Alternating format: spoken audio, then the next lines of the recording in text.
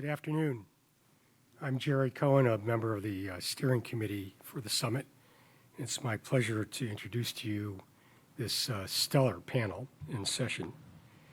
It's going to be moderated by Jacob Ware, who's a research fellow at the Council on Foreign Relations, an expert in far-right terrorism and counterterrorism.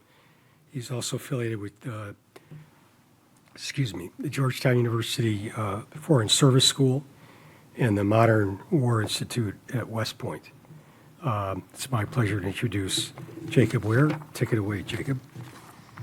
Thank you, Dr. Cohen, and thank you everybody for joining us today.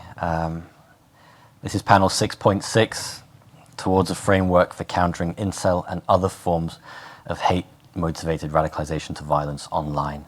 This is truly a tremendous panel. I will introduce them in a minute. Before we start, let me repeat what I said yesterday to those of you who were here and issue a quick call to arms. As you all know, the summit's challenged us to think about deliverables, things we can actually implement over the next year to try to move the needle. So obviously this panel is about countermeasures and counterterrorism. So as you hear some of the panelists introduce ideas, as you hear them think about what they're working on, challenge them and think about what's missing, so we can all try to come away with some good plans for the next year. So let me quickly introduce our 6 excellent panelists in the order that they will speak. So directly to my left here is Dr. Josh Roos, who's joined us from Melbourne. Josh is a senior research fellow at the Alfred Deakin Institute for Citizenship and Globalization at Deakin University. His research focuses on the role of masculinities, ideologies, and social trajectories in shaping the attraction to and patterns of participation in religious and political violence. Umberto Carollo is the executive director at White Ribbon. He's a gender-based violence prevention specialist with 20 years' experience in the not-for-profit sector with expertise in gender equality, human rights, HIV/AIDS, LGBTQ2+ advocacy, community development, and multi-sectoral partnerships. Celia Davies is Director of International Programs and Director of Ethics at Moonshot, a public safety tech company. Celia oversees Moonshot's interventions and safeguarding programming with specialisms in CVE and GBV interventions and conflict-affected regions. Jessica Reeves is Editorial Director at the Anti-Defamation League's Center on Extremism. In her current role as Editorial Director, she manages and edits the full range of COE's written products, from major reports to daily blog posts. Jessica also monitors and writes about misogyny within the white supremacist movement, with a particular focus on the alt-right. Farhan Ladhani is CEO of Digital Public Square and a co-founder of the organization. For nearly 20 years, he's been leading efforts on the use of digital tools to connect and mobilize people online. Under Farhan's leadership, the team at Digital Public Square is at the forefront of developing new technology and tools to foster online engagement, with expertise in reaching marginalized communities, those facing repression, and those in sensitive digital space. And last but certainly not least, for those of you who've heard him over the course of this week and last year as well, Brett Kubicek is Manager Research at the Canada Centre for Community Engagement and Prevention of Violence at Public Safety Canada. The Canada Centre leads the federal government's efforts to build capacity in Canada to counter radicalization to violence online and offline.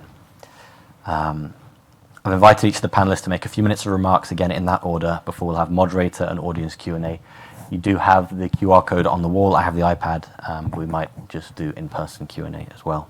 And panelists, if there's anything else that I didn't mention from your bios that you think is relevant and helpful here, feel free to raise that too. Josh, over to you. Thanks, Jacob. So I'm going to make three quick points today, or as quick as I can as an academic. The first is that the concept of masculinities offers a critical frame and insight in the attraction of men to violent extremism. And that's the central focus point that I think really needs to be targeted. Second main point I want to quickly discuss is that we must treat anti-women violence in the public sphere, whether verbal, symbolic or physical, as a virulent new form of violent extremism. And finally, extremist groups mobilise masculinity in the wider community, that is, a normative masculinity, as a segue into their deeper-seated hatred. These are all points that tie in together. So I've heard a lot about the attacks conducted and terrorist attacks conducted where they've been a focus: Buffalo, Pittsburgh, some of the Incel attacks, and more broadly internationally, we've talked about terrorism as a whole.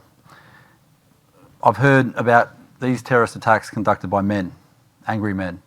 Not one of these attacks has been conducted by women that I'm aware of. And I think that's a really critical point because, first and foremost, the study of violent extremism and terrorism is not traditionally seen through anything other than countering. But I see it as an issue of gender that really needs to be focused. So the decline, I'm going to briefly wade into what I talked about yesterday without going into too much depth, but really, where's this come from? The decline of social institutions and meaningful employment are critical. Men no longer occupy the privileged status they once held as head of the household and as breadwinners. We now need 2 incomes to buy a house.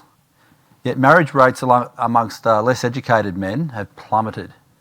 In the US in 1990, about 29% of men remained unmarried. That's now climbed to 42% in the US context alone.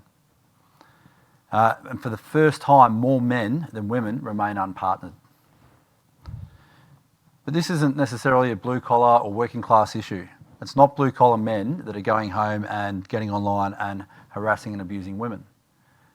Very often, white-collar men. And white-collar professionals are now competing with highly educated women and minorities, or worse in their eyes, minority women, for the same jobs a generation ago would have been theirs for life, the company man. These women are afforded protections against discrimination, maternity leave, and so on. Many men blame feminism and demonstrate a deep-seated resentment and, critically, anger. Anti-feminist backlash forms the base of the online manosphere. Men's rights activists, men going their own way, pick-up artists and incels, as men rally against women. However, the domestication of women and control over their bodies and the concept of warrior masculinities cuts across extremist discourses, be it Salafi jihadism, the far right, or the manosphere, and more recently in the US context, Christian nationalism. I won't read the quote verbatim, but in defining male supremacist groups, the Southern Poverty Law Centre, with decades of experience in working on extremism, stated that male supremacism represents all women as genetically inferior, manipulative and stupid, and reduces them to their reproductive or sexual function, with sex being something that they owe men and that can or even should be coerced out of them. We must recognise gender ideology, in this case male supremacy, as an inherently political ideology centred on social change. Understanding male supremacy as a political and ideological orientation is key to shifting the public policy and legislative inertia. So to my second point, we must treat anti-women violence in the public sphere as a virulent new form of violent extremism. Ideology is a really key point in how we, and key delineator of how we understand violent extremism and terrorism. As a concept, violent extremism and CVE has emerged at the fore of policy making across Western governments, despite the difficulty in gaining consensus and a universal definition. Some distinguish the term from terrorism by noting that extremism is an ideology or viewpoint that does not necessarily reach the threshold of an act of terrorism. But where it crosses over into violence, that's the threshold.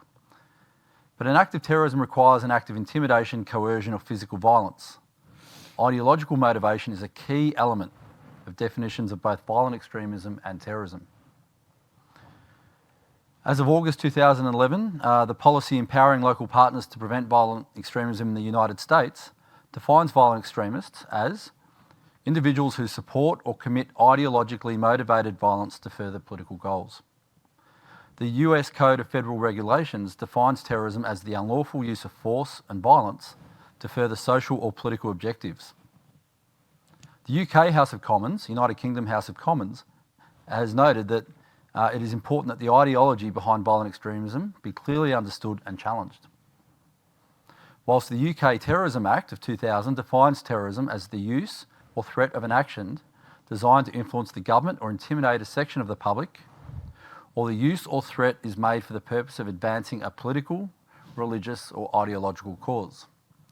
This runs across the Australian definition, the Canadian definition, this runs across the Western English-speaking world, ideology is central.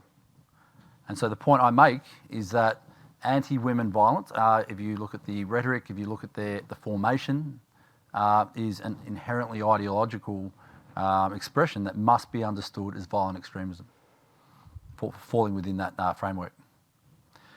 And my third and final point, extremist groups mobilise masculinity in the wider community as a segue into their deeper seated hatred. Masculinity is a mobilising frame and tool for violent extremist groups. They can hone in on men and exploit, whether it be their insecurities or their resentment, their jealousies, their humiliation and shame, or their anger. And it's a really powerful organising tool.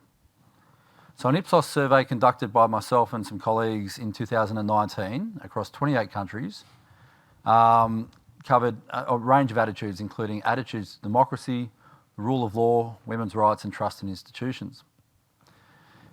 Two quick measures that we examined. One was a baseline for notions of gender equality, or what might be considered hardline misogyny, or hard prejudice, which encompasses the concept already touched upon in the discussion of the manosphere that women can be prejudicial to men. And the stats on that demonstrate that between 3 and 5% of men hold that hardline misogynistic viewpoint. Now that doesn't sound like a lot, but if you times that by the wider population, we're talking tens of thousands of men hold hardline misogynistic views. And they are the mobilising base that is being targeted by extremist groups. More broadly, talking about soft misogyny, the idea that rights for women have gone too far. We found that in the US, for example, a quarter, or just over a quarter, 26.5% of men believe that rights for women have gone too far. Amongst men aged 18 to 34, this stood at 36.29%. So over 1 in 3 men believe that rights for women have gone too far. And there's another point of entry for extremist narratives that frame the victimhood of men. Older men, and this was a younger male problem, older men were more focused on minorities. Younger men were focused on women's rights, which I think is actually overlooked very often in the literature. And it demonstrates, on the one hand, the impact of the anti-feminist backlash, and on the other, the wellspring of potential support for anti-feminist and anti-women social policies and ideologically driven extremism. 4 very quick points that I believe need to be done. Identification of anti-women violent language and action as politically and ideologically driven. The dedication of resources to combating radicalisation based on anti-women ideologies. And our panels have talked about media training and education programs and resources. Third, the regulation of social media, and in particular forums like gaming forums, which are a hotbed of misogyny. And forums where men get online and complain about women's sport even, women as not being equal and deserving equal pay. And finally, education in healthy masculinity is absolutely critical, and yet really not occurring at anywhere near the scale it needs to occur. That's for me. Thanks. Thank you, Josh. Umberto, over to you. Thank you very much. And building on Josh's research, we at White Ribbon focus on primary prevention of gender-based violence by working with boys, young men, and adult men. White Ribbon has its roots in the December 6, 1989 Montreal massacre, where a young man killed 14 women because he hated women, he hated feminists. And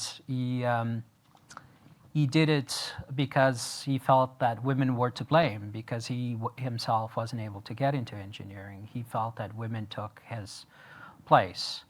So White Ribbon was created by a group of men who felt that men were largely absent from that conversation at the time as to whether that incident was just another example of mass shooting events as we see them still today, or whether that was symptomatic of a larger issue in our society, which is the inequality that exists between men and women. And we know, of course, that it is because of that, because the women's movement, the feminist movement, has been making that point for too long.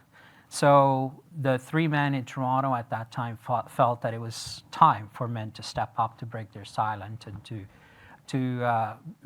pledge to never commit, condone, or remain silent. So as an organization, we built on that commitment And we began working first at the grassroots level to encourage men to step up and break that silence, make those commitments, commit to making the changes within themselves, committing to be good role models for the young people in their lives, in their communities, and committing to advocate for systemic change.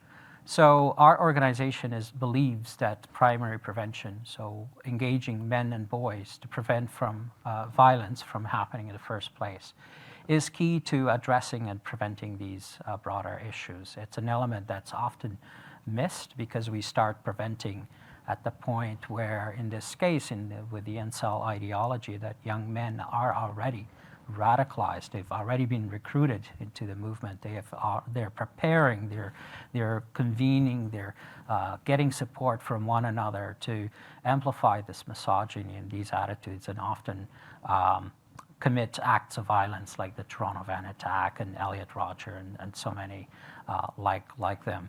So we make the point, and we work together with educators, with workplaces, with community leaders, with parents, with sports, with the military, to start this education, this engagement as early as possible, not to wait until an incident happens, not to wait until a young person starts to espouse those beliefs, those attitudes in problematic ways, but to start earlier, start in the home as soon as a child is brought into a family.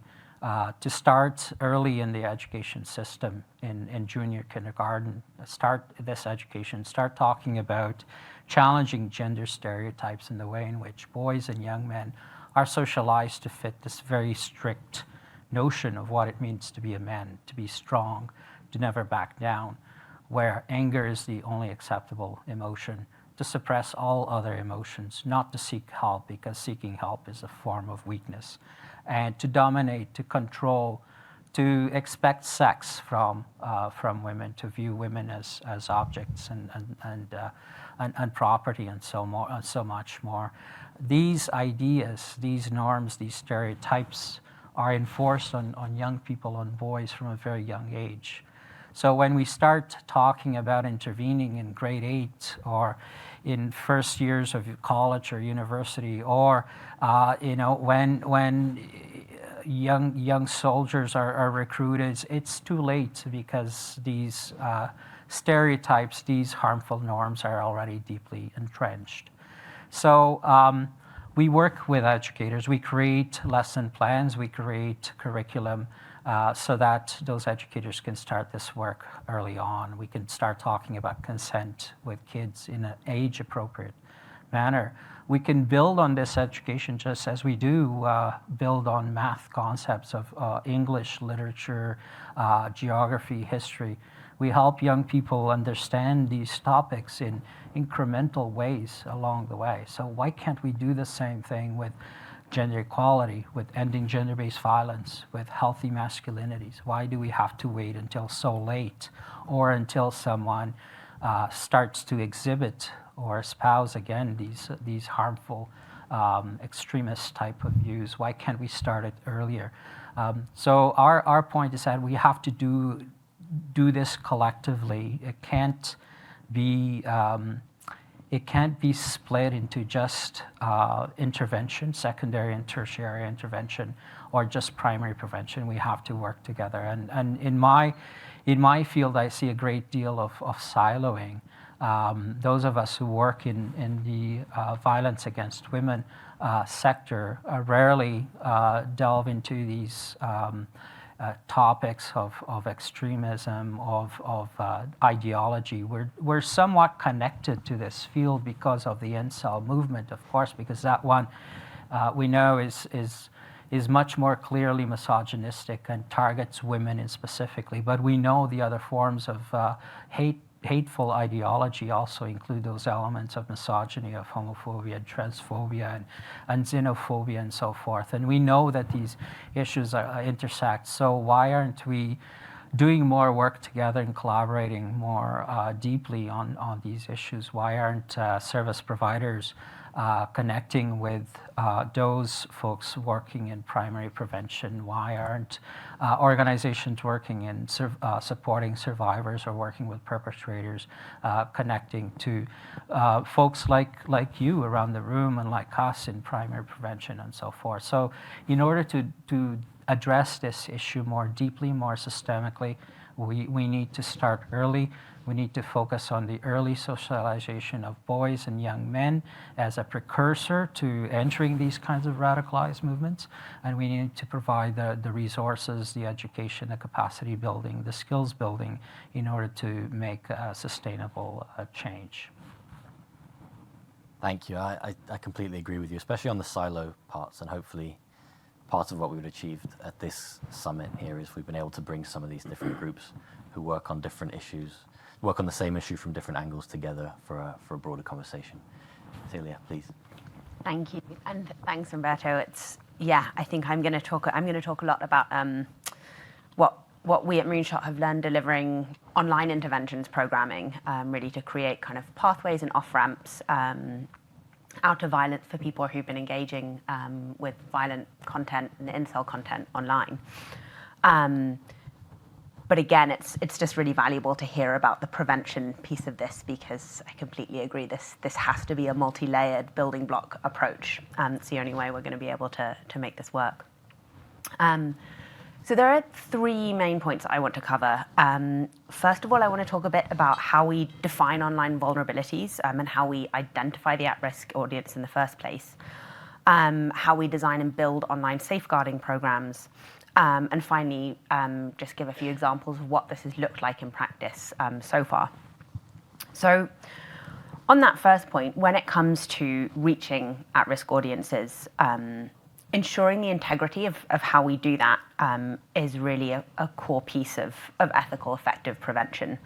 Making sure that we're engaging the people who most need our help and minimizing the risk that prevention and intervention efforts will exacerbate existing stigma and divisions within communities. I think we've seen that in all of our countries, how kind of inappropriate targeting based on demographic data has led to divisions and lack of trust. And so that's something that really kind of comes to the heart of our programming. And so for us working online, we start basically by understanding that particular online landscape, both the mainstream and the niche. And what that means in the local context. What are the transnational influences? Which platforms are most important? Which groups are most important?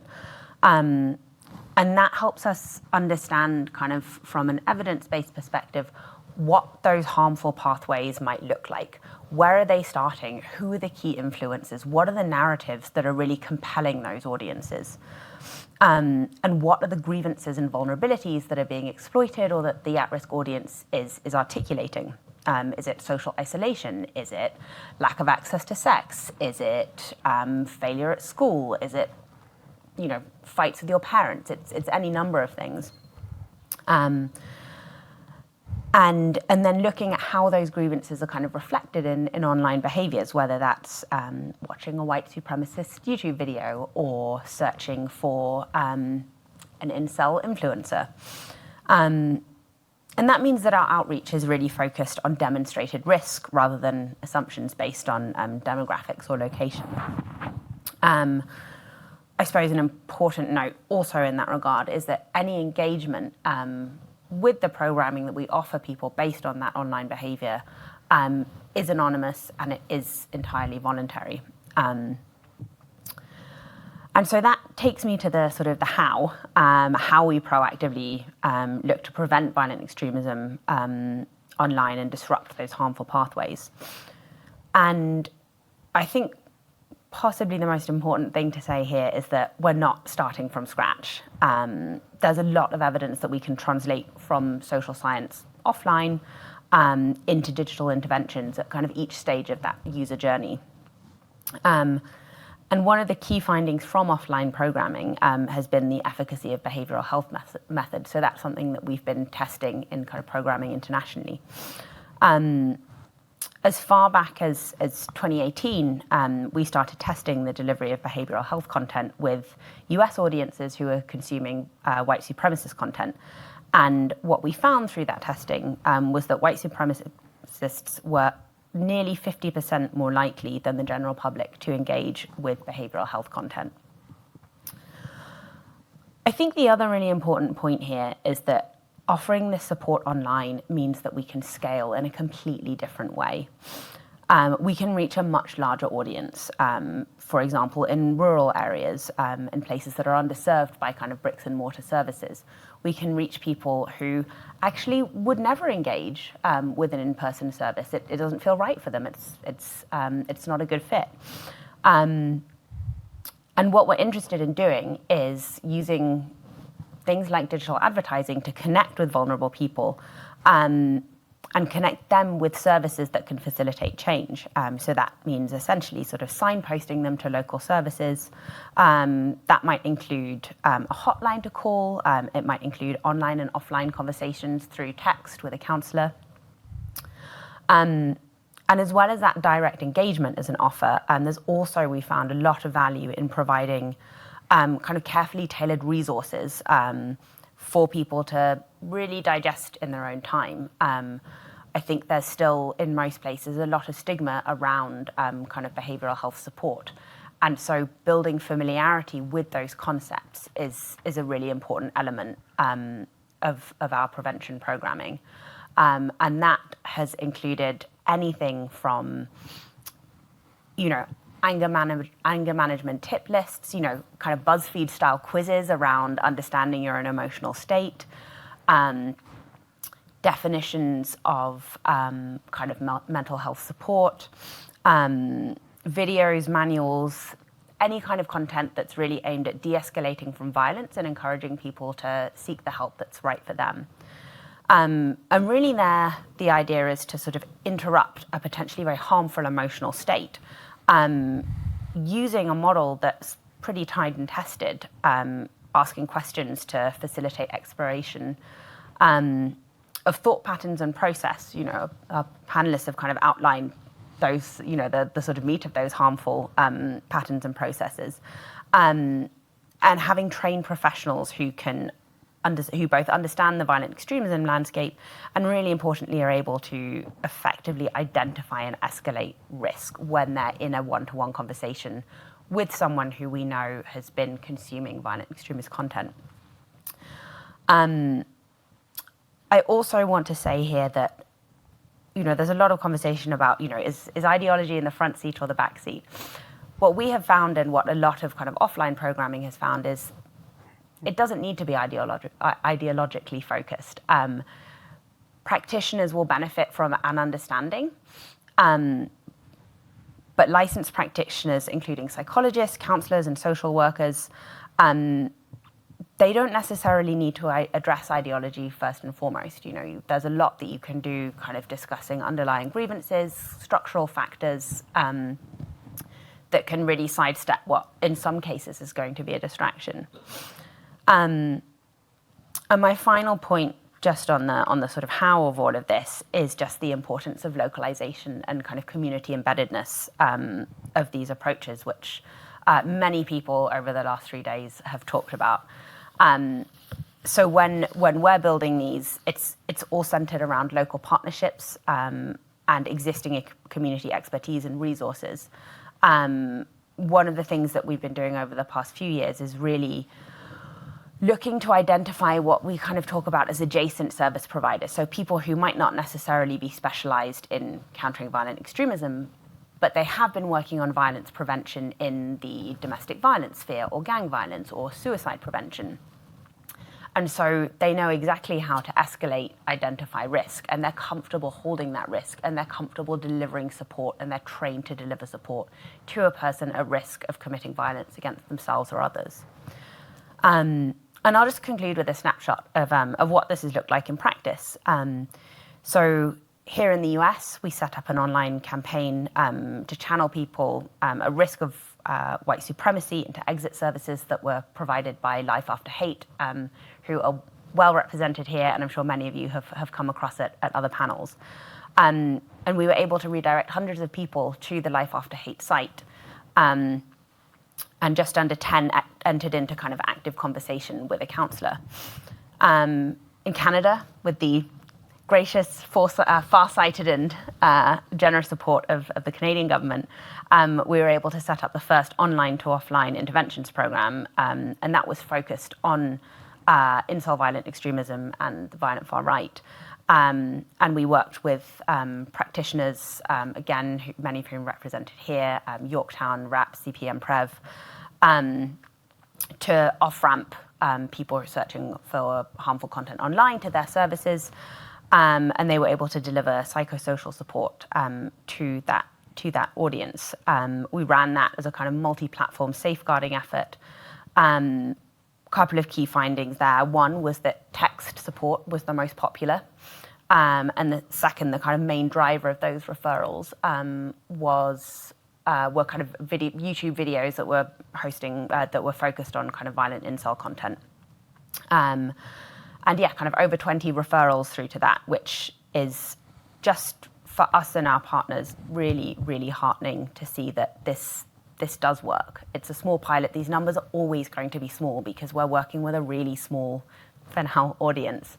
But building that proof of concept and showing this is something that can be scaled has been, probably the piece of work that I'm most proud of over the past couple of years.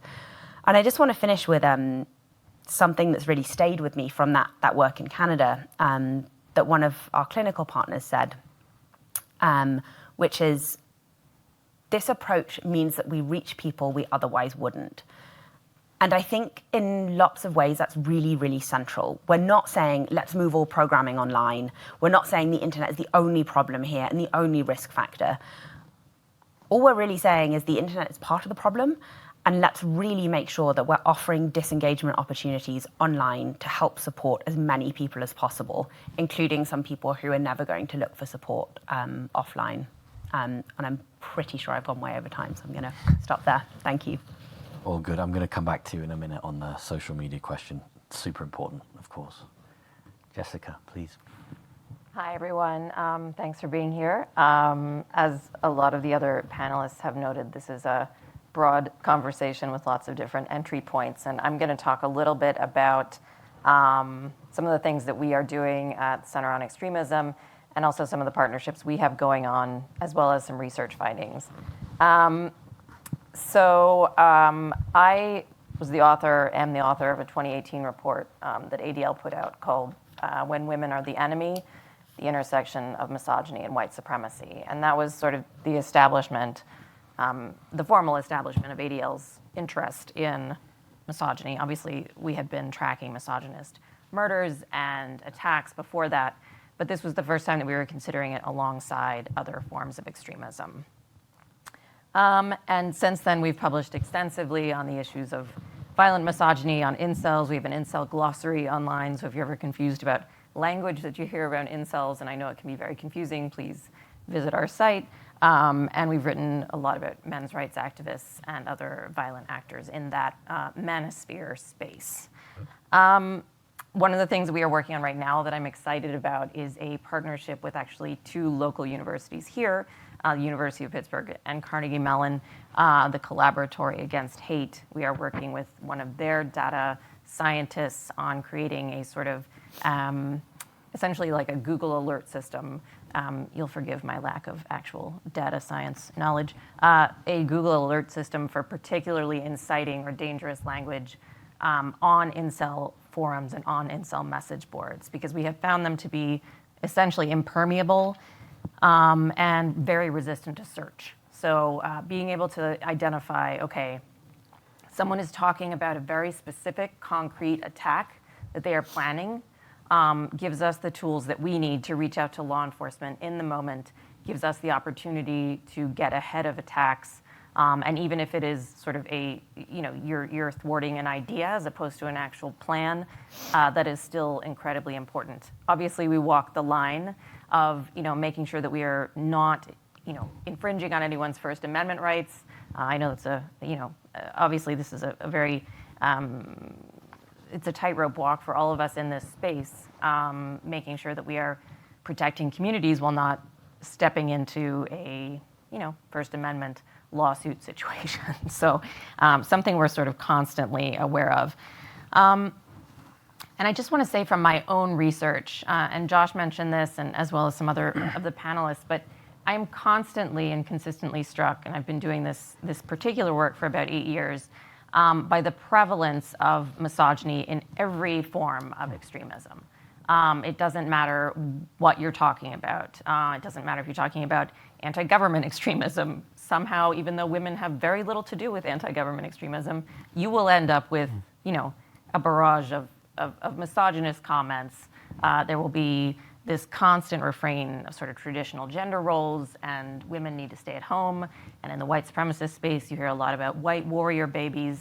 And there's this real, pressure on women to produce children. So it feels very retro, and it feels very sort of 1950s housewife. And that is, of course, their idealized vision of what America and the world should look like.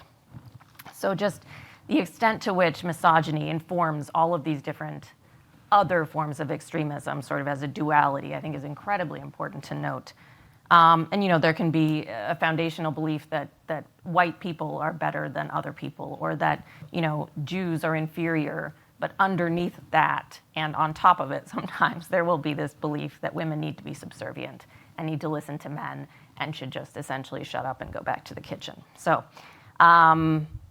I am also struck in this research by the consistent and very alarming refusal by largely law enforcement and other authorities to take these threats seriously.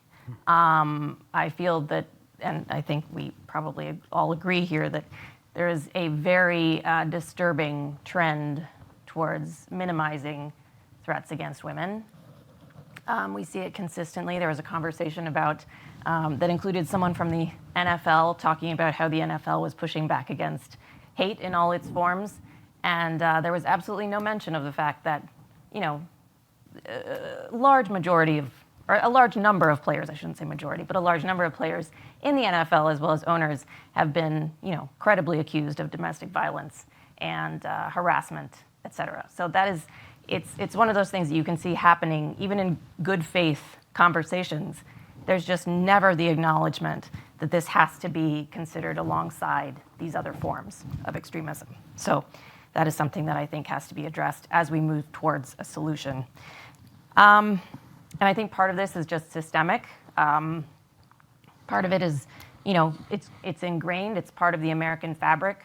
We are an inherently misogynistic society. All of our laws are built to protect men, to protect men's spaces, to protect men's rights. And we've seen, very powerful and dangerous incursions into those spaces, certainly in the last several years. Bodily autonomy is at risk. These are all indications that women are viewed as less than, that women are not considered to be full human beings. And this all plays into this understanding within extremist spaces that, women should be kept out of the major important conversations. So I think some of it is also due to ignorance. So I'm willing to chalk it up to some, don't assume ill intent, just assume ignorance, which my colleagues often remind me. And I think that this combination, and it's sometimes willful ignorance, but you see this evidenced, especially in cases where we can do sort of a post-mortem of sorts. We can look at cases of violence against women and we can say, okay, here are all the things that we missed.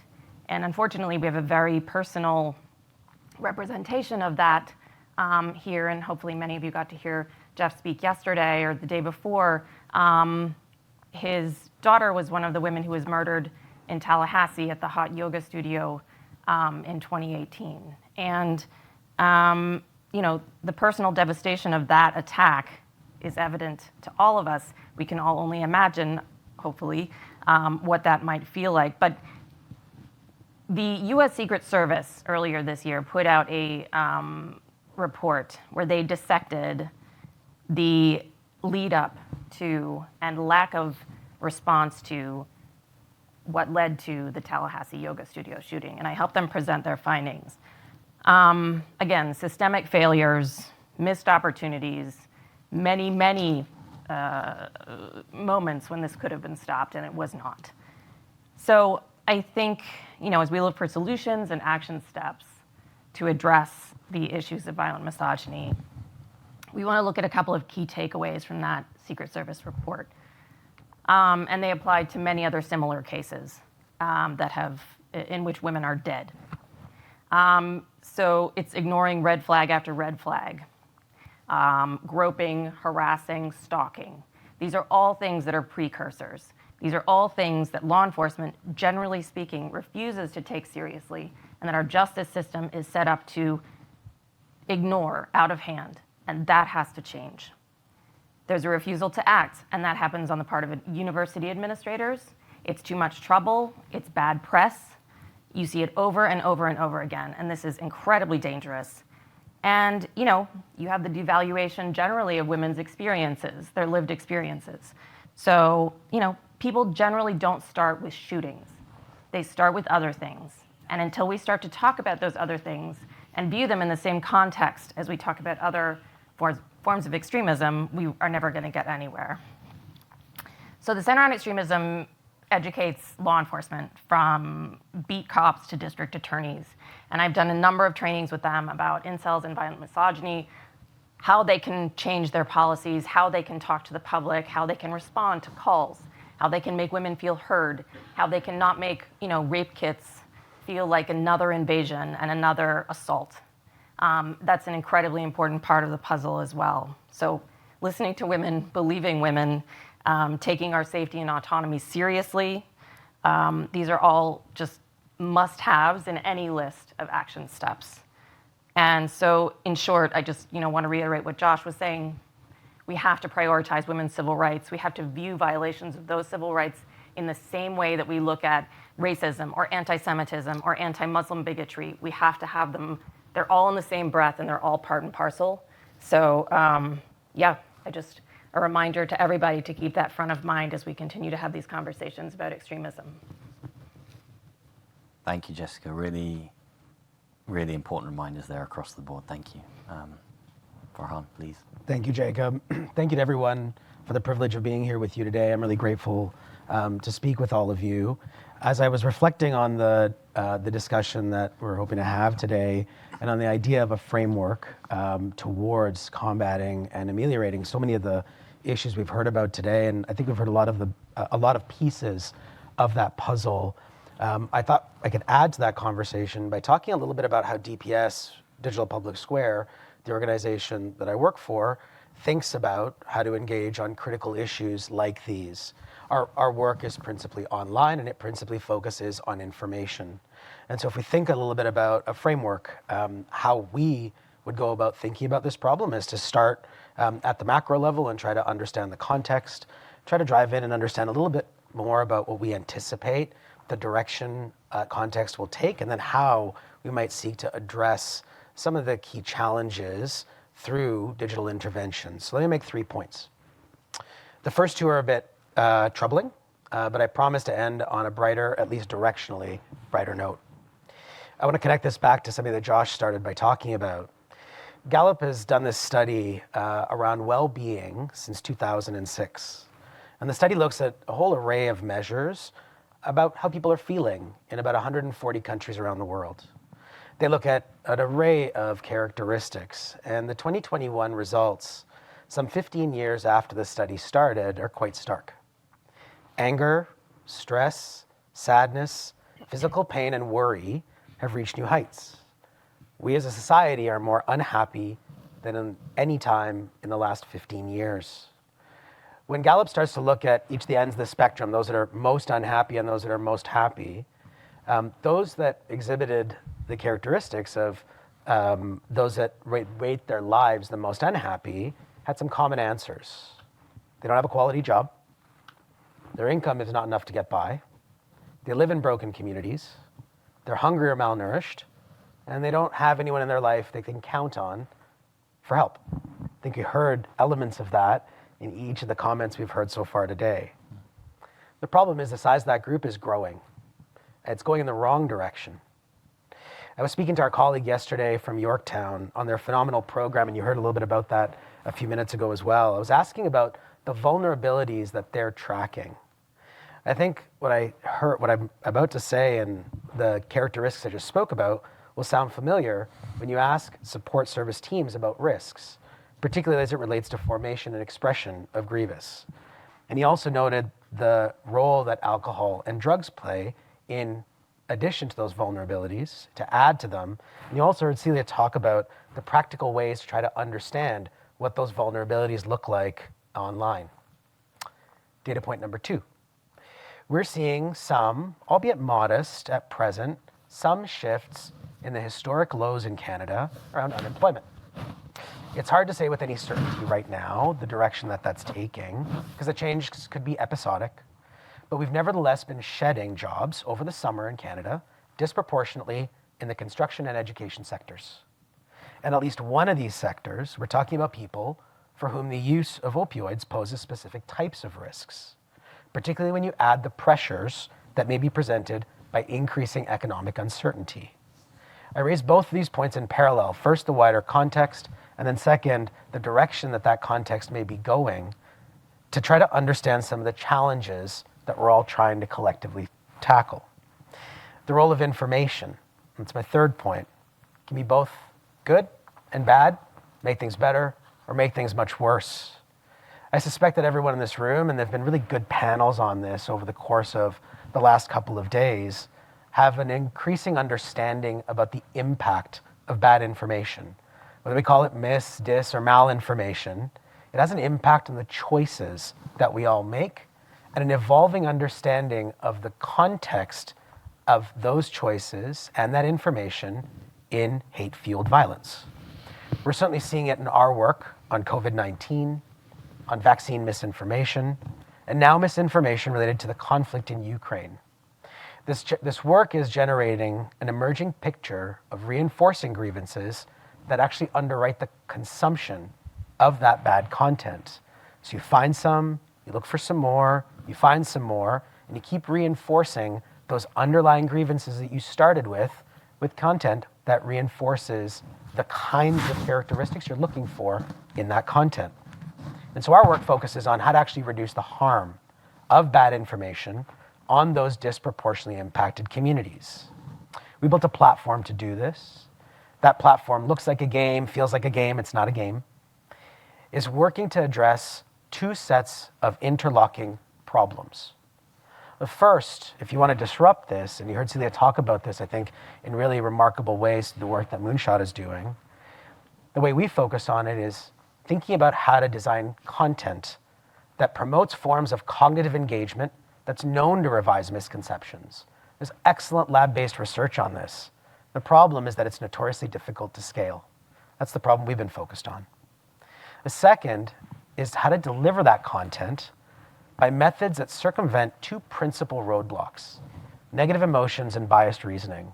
We've all heard the story of the bear, the bunny, and the bush. You hear rustling in the bush, you think it's a bear, turns out to be a bunny, no big deal. You hear rustling in the bush, you think it's a bunny, turns out to be a bear, you're in big trouble. Those negative emotions have kept us safe for a really long time. The challenge is that our online spaces unfortunately hack that behavioral characteristic and reinforce the consumption of content that triggers those negative emotions and reinforces them.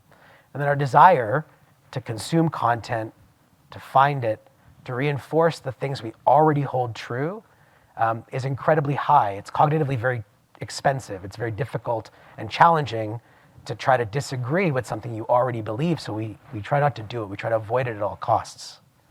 So how can you get around those principal roadblocks? If you could do that, could you create the conditions for people to move away from their pathway they may be on towards violence? We also heard, I think yesterday, about the challenge of the emergency mindset. And that's the same set of behavioral characteristics that we observe when we talked about those 2 problems. If we could find a way to address those emotive and cognitive processes, do we stand a better chance of driving reconsideration that could impact that pathway to violence? So on COVID-19, we took this product and we launched it in Canada and the United States. We engaged some 200,000 people through a process of focusing on reconsideration of the misinformation that was fueling their choices around whether or not to take a COVID-19 vaccine. What we saw in a series of randomized controlled trials, that's the idea of taking a blue pill and a red pill, and someone gets the treatment and someone gets a placebo. What we saw in the context of those trials that we ran around the product, we saw some pretty remarkable results. First, we saw a significant increase in knowledge, 15% growth. What does that mean? It means that people are learning things as they're confronting the views that they may have already had. We saw the biggest impact on polarized communities. We know that political ideology is a strong predictor of belief in misinformation. We saw those groups, left and right, coming closer together on a basic set of facts that they agreed upon. And finally, we saw a series of significant effects, primary and secondary, on what we call outcome indicators, the desire to get a COVID-19 vaccine. What we saw in the context of the product was a significant increase in someone's desire to get a COVID-19 vaccine as you refute the bad information that they have in a structured and thoughtful way. That same platform is live in Myanmar today, where we're working to address issues of ethnic and religious intolerance. In a country that suffered the consequences of large-scale violence, fueled in part by the online world, that exacerbated a series of fissures that ultimately led in part to a genocide in that country, we're seeing significant positive effects. In those trials, we saw a significant increase on the willingness to interact with minorities, with a willingness to interact with those minorities to actually discuss rights that those minorities do or should have with their family and friends. These are population level effects of millions of people. My takeaway on this is that while the picture on the broader context is a bit doom and gloom, there's a bright spot where emerging approaches, I think, are demonstrating concrete impact at addressing these issues online, even on the most contentious issues and at fairly large scale. That suggests that the work of this community, the work that you've heard about from my colleagues on the stage here and in these rooms, is actually having a really positive effect to reinforce the good work taking place, to generate a broader understanding of the positive effects, is actually time really well spent. I think that framework, if we think a little bit about how to capture that broader context, the emerging picture, and then the contributions that each of us are making by learning about what's working, could afford us, I think, a really positive way forward. And I'm grateful to be part of it. Thank you, Jacob. Well, thank you for the more positive note than the rest of us have been echoing over the past few days. Brett, what are we missing? Yeah, well, that's. I'm going to try and keep this brief because the answer to what we're missing is often for us being part of conversations like this and learning from people like this. So I'd rather hear from them more. But so in a sense, what I'm just going to talk briefly about is, where does government fit, both with a period but also with a question mark, in part because of your opening comments. Like some of this is about what are we missing. And that's why it's been such a privilege to be at this conference in general and this work stream in particular. Really happy that Jill Hunchak from our team has been part of this too. But so, Jacob, you mentioned, I work for something called the Canada Centre for Community Engagement and Prevention of Violence, but it's basically Canada's program to support domestic capacity building for preventing and countering violent extremism. And one of the things we're responsible for is the national strategy on countering radicalization and violence. But as you said, there's a lot of other pieces to think about. Well, a lot of you said about other pieces to bring together. We're a niche program. We're meant to support prevention for rare, extremely damaging forms of violence linked to ideology, but there's some questions around that, which is the where do we fit piece. We're not there to be the primary federal government mover on gender-based violence in general, or violence against women in general, or hate-motivated violence in general, or targeted violence. But part of our role and our mission and, say, our imperative is to make sure as much as we can that we're connected with those other areas, to learn from them, to learn lessons. It's, again, why being part of this conference is so neat. Umberto mentioned in the lead up, one of the reasons you found value is that this rare opportunity to have so many sectors brought together to try and talk about these issues. But it is, for us, beyond learning.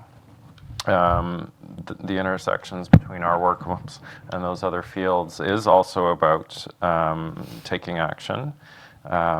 It's about seeing where the kinds of more focused prevention that we work on bridge with other sectors. It's the challenge of how to, when you're thinking about these really extreme forms of threat, need, risk, vulnerability, We do tend to focus more on the secondary, tertiary, because it's more obvious that's where the risk is. But even just within our space, we struggle sometimes to figure out what's the right place for a public safety ministry to be engaging on early prevention.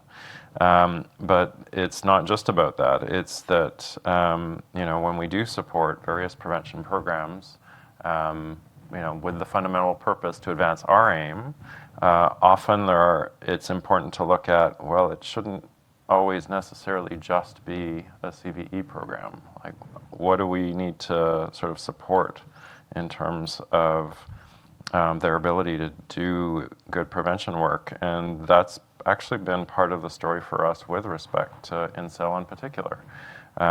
Some of the, our national strategy has created some advantages for us in terms of one of our partnership panels yesterday about how do you adapt.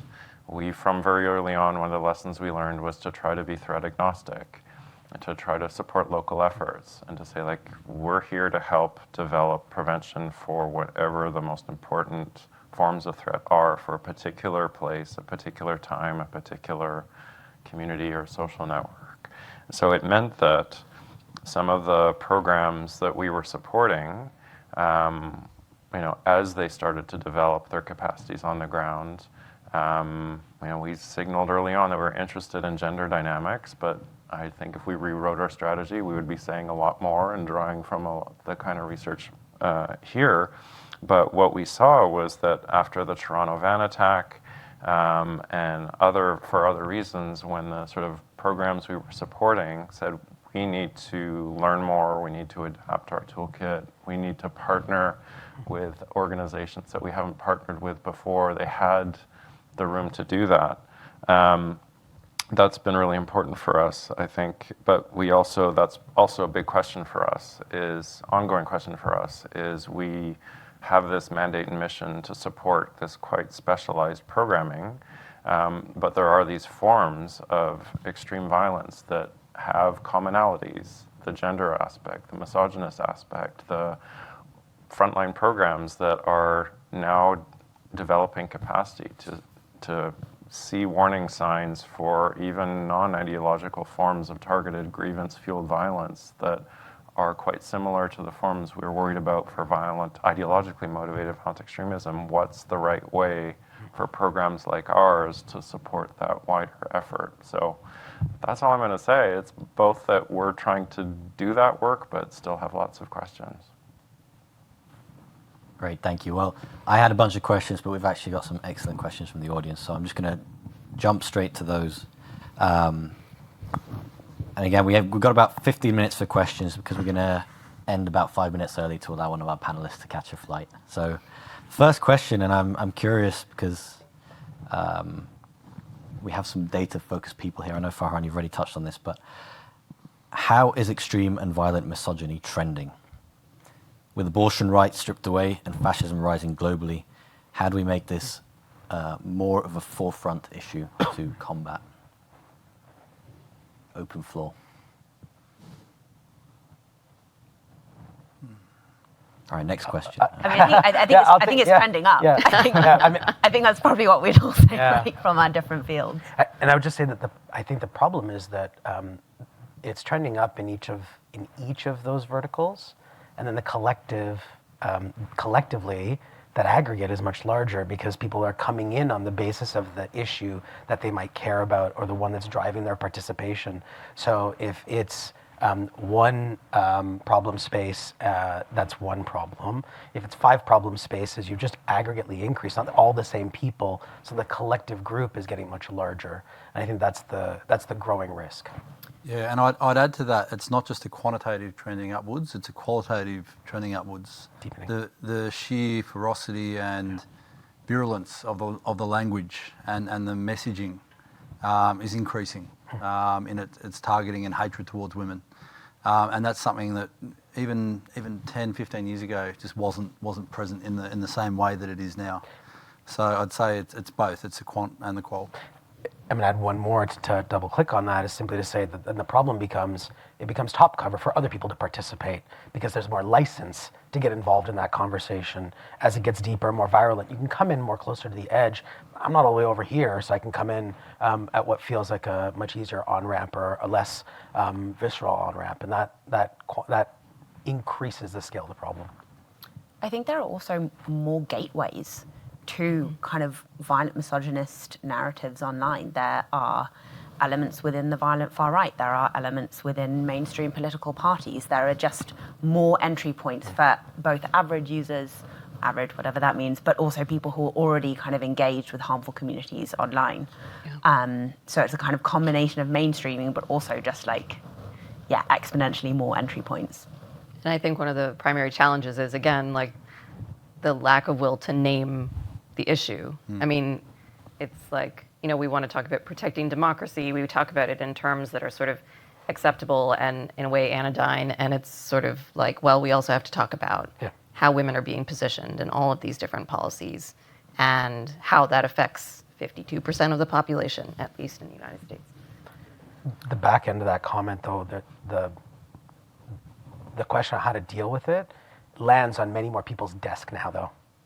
And I guess that's the potential direction it's taking, is that this problem is on many more people's agenda to deal with because there's so many facets to it. And while some talk about it as democracy, others need to keep pushing on the aspects that we've talked about on this stage around misogyny in particular, in order to raise the visibility of that in concert with the others.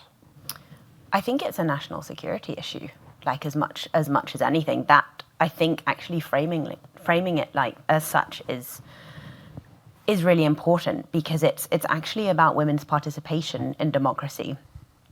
Who's going to risk their privacy and their personal life, their family life by running for office when we've seen what's happened? I wouldn't. It's too scary. I just wouldn't do it. And there must be many, many, many people more like that. I'm not positioning myself as like, what a loss for the world, I'm not running for office. not really the point. But That's a real problem. yeah, I know in the UK, back in 2019, we looked at online abuse of political party candidates, and women were twice as likely as men to receive direct threats online, incitements to violence and hate speech. And the cost of that for us as societies is just enormous. And I think we are moving slowly from that being considered as a special interest issue to genuinely one of national security, but a lot more needs to be done on that front. And I think that framing is one that I would love us to adopt more as a community.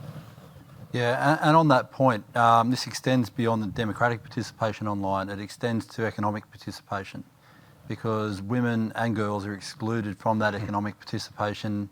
Who's going to open up an online shopfront or comment publicly about their stuff if they're constantly harassed, bombarded, abused and threatened? So it shuts down that space. So there was a Good Plan International survey conducted a couple of years ago that demonstrated that globally, well over half of women and girls have experienced some form of gender-based violence online. And it's worse in many contexts, including Australia, where I'm from, which is no surprise if you live there, but it's a significant issue globally. Yeah, the thought that comes to my mind here is that I'm sure I don't need to remind people that both the US and the UK have had high-level assassination attempts on members of Congress in the last 15 years. Unfortunately, in the UK, it was successful. So I completely agree with what you say, Celia. I mean, if women and girls participating in democracy and in society isn't national security, then what actually is national security? What are we actually fighting for at that point? On your topic, on your conversation about qualitative issues here, Josh, I have two follow-up questions I'm going to ask kind of back to back, and then again we can jump in here because I think they're somewhat related. In many other extremist groups, we talk about crimes other than just attacks. What are your thoughts on starting to include other crimes in the conversations on incels, such as rape, harassment, etc.? And then another question, queer and transphobia also remain a significant gap in this discourse. How do we start to tangibly bring this topic into the conversation? Yep, two big questions and critically important questions. On the issue of rape, sexual violence, that I would argue can very easily be categorised as ideologically driven violence, particularly if it's conducted to punish an outspoken woman or to, in some way, shape or form, the motivation is around power, which is, for the vast majority of cases, the case. I'm no expert on rape and sexual crimes, but I do know that I take a quite radical perspective, that we can extend this concept of effectively violent misogyny across the spectrum as a form of violent extremism. And by doing it, and by viewing it as ideological, you can actually start to dedicate state resources to it. So you can actually start to say that this is an issue not just at the level of a terrorist attack, it's a societal level issue, and we need to view it as national security, we need to view it as a domestic issue, we need to view it as an issue across the spectrum. So on that point, absolutely. Now, quickly on the point of, it's not overlooked because it's inherently tied, gender. This is about gender-based violence.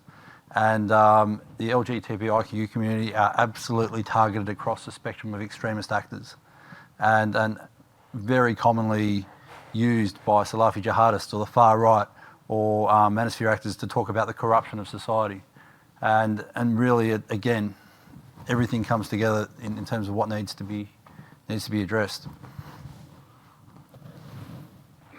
I would say that, we know transphobia, homophobia is a form of gender-based violence. It is a form of ideology as well that is espoused by many of these groups. So absolutely, it should be considered hateful targeting, a hateful form of violence. And I'm much more, I think, radical in the idea of what should be considered hate speech. On one hand, we are, organizations like White Ribbon encourage earlier education of young people so they're not recruited into these kinds of ideologies. And on the other hand, we protect hate speech. So there's a strong ethical guide there, or question there, and I don't think we've gone far enough in terms of how do we move, when do we move from problematic ideologies into incitement and so forth. I think that threshold should be moved much farther back, and I think it's I think our frameworks right now are too permissive on that, and I don't think we're on the right side of dealing with this issue when it comes to freedom of expression and association for these hateful ideologies and groups. I think for us, it's still early days, but I think it has been a bit of a helpful shift for us that we've changed the language in Canada for how we talk about national security threats, and have sort of gone to these three categories of religiously, politically, and ideologically motivated violent extremism, partly to link back to categories used in legislation. But for us, as on the prevention side of things, a second move as part of that that's helped us in terms of being more precise is that within the ideologically motivated violent extremist category, there's now explicit mention to xenophobic, white supremacist type, anti-authority, anti-government, and then there's a full category of violent misogyny. And the main example given is Incel, but it's not Incel, it's violent misogyny is the first category. So that's one thing that's, I think, helped us open up more conversations about this for us who are not in charge of the criminal law, criminal justice approaches, but it has created, I think, more space for our kinds of conversations. And the other is that senior leaders are talking about anti-LGBT, long couple days, anti-transphobic, homophobic forms of violent extremism, and it's as well, and it's creating space for us to engage these issues more directly, which is, I think, helping, but yeah, lots still to do. Yeah. So we have 4 minutes to go. What I'm going to do is I'm going to ask a big framing question, and then we'll go down the line, and you each share 30 seconds. You can either respond or have a concluding note. If you can have an optimistic concluding note, that would be wonderful, but no pressure. So my big question for the group is, this panel, we've brought together people from all across the spectrum. We've got feminist scholarship, security scholarship, prevention and NGOs, government, tech. Who's missing? Who's missing from the conversation? Who can we add? Josh, any thoughts you have or any general optimistic conclusions? Wow, big questions. Look, I think times are changing. I think to be optimistic, this panel is a cause to be optimistic. This wouldn't have been discussed even a couple of years ago, I don't think, in any decent critical mass. I think governments are slowly starting to pay attention to this. Canada's leading the way. Australia has started to look at this, obviously where I'm from. I think slowly but surely, very small incremental progress. And so to that extent, who's missing? Well, I'd still like to see more governments here. I'd still like to see more security practitioners. Primarily also, we see that these are rooms overwhelmingly of women. Not so much in this case, but yesterday certainly. I'd like to see more men participating in this conversation too. Completely agree. Jessica. Yeah, I mean, I think getting the people in here who make the laws, who enforce the laws, that's going to be critically important. I think making it clear to organizations, big and small, so NFL and then a school board, that not acting on this issue is in fact worse for you in the long run. We have to make it worse for them in the long run. Then we want to make sure that they understand that there are risks to not acting. But I take great heart from the fact that I spend a lot of time working in isolation and coming to spaces like this where there are people who are thinking hard and working on the same issues that I work on every day. It's hugely energizing as well as exhausting, as you pointed out. But there's a lot of good energy and momentum, as Josh mentioned. I think that's what we have to hold on to and just hope that we continue to push and be as loud and unapologetic as possible. Strength in numbers, I Yes. think. 30 seconds and butter. Yeah. I think strengthening the voice of survivors and impacted communities, and I think I would like to see more of that in these conversations. I think we see a little bit of that in the conference altogether, but I think incorporating that into our work, into our partnerships, into our cross-pollination and multi-sectoral approaches to this work, I think that's really important. I feel hopeful. I think that I agree that bringing us together in these kinds of forums is really important. It's needed. I would like to see more of it. And I would like to see our messages and calls to action drown out the hateful ideology that is out there. So I'm really inspired, by the use of technology, and Moonshot and Farhan, the work that you're doing, and I think that needs to be done and amplified more of, and see the unlikely partners at the table as well: sports, military, law enforcement. I would love to see those groups get involved with us in different kinds of ways than they have been in the past. So I feel hopeful, and I appreciate the opportunity to be here with all of you. Thank you, Brett. I guess one thing, it's partly just to sort of be public about some of the homework we have to do in areas where I think some of our counterparts internationally are doing better. As part of the scaling up idea is professional associations in fields like journalism and social work, and fields where we have some amazing fellow travelers, but often our capacity building has looked like finding an amazing group, helping them build and grow, but then how do you sort of scale up? Well, we have some unbelievable social workers in Canada who are doing prevention work, but talk to them about training and what they got in school, and not so much. So definitely for us, that's one of the things that we admire for what the McCain Institute in the US and other groups are doing, is trying to sort of go bigger by going to those associations that help set standards and guide policy and bring these lessons on a wider scale. Who's missing? I would really like to see more community organizations kind of across the violence prevention field in discussions like this. I think sort of ground truthing our assumptions about risk and experience is a really fundamental part of building sustainable and kind of meaningful prevention infrastructures. My hopeful note is, I mean, prevention works. Like, scaling something is a much more manageable challenge than figuring out what the solution is in the first place. So I feel like we've done, all of you have done a really important piece of the work. We just have to figure out how to scale it. And so I think we can do that. My last comment, I'll end with one word. Not yet, though. Movements begin because people care, and they're energized to do something. Movements grow because they find people of common cause who care, and then they grow to do something. If you ask me who's missing, everybody.